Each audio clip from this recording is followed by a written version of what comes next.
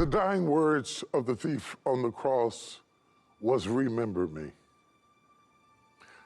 The words of Jesus at the Last Supper is, "As often as you do this in remembrance of me." What does remember mean? Remember, put back together again. Remember me. When we remember what God has done, that becomes the foundation on which we build our lives. Now, a house is not a foundation, and nobody can live in a foundation, but it has to have a foundation in order to be a house. And I'm not suggesting that your life begins, ends, and all through the middle is nothing but Jesus, Jesus, Jesus. Because you got to take out the trash, you got to brush your teeth, you got to comb your hair, you got to get your nails done, you got to get your feet done, or you're going to cut your blankets when you're laying in the bed at night. All of that happens. But I am saying that God is the foundation. When God delivered the children of Israel out of Egypt, he did it as a foundation for them to remember. And all through the Old Testament, he says over and over again, "Am I not the God who brought you out from the Red Sea?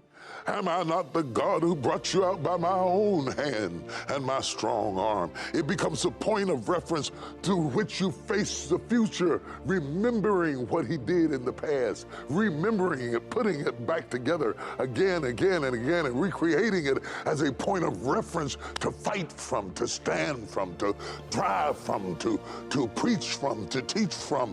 What do you have to remember?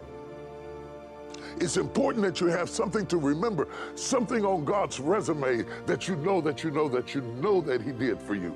And it tells you that if God would do that, he can do this. If he can drive back the Red Sea and bring me across on dry land, then he can fight you off. He can deal with the Amalekites and the Hittites and the Jebusites and the Gerishites.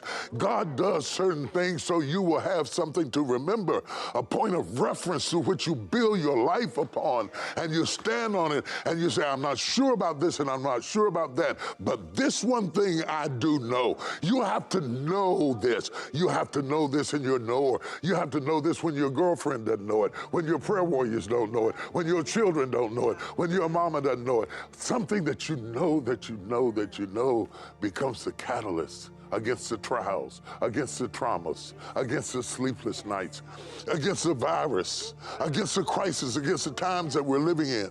We have been living in the most perilous times that we have seen in 100 years. We are living in a time where nearly 700,000 people are now dead from something we can't even see. We are fighting an invisible enemy, and that enemy has friends that has created trauma and distress until we are overwhelmed even when nothing else is going wrong. Just the feeling that other people are going wrong gives us a certain degree of stress and trauma.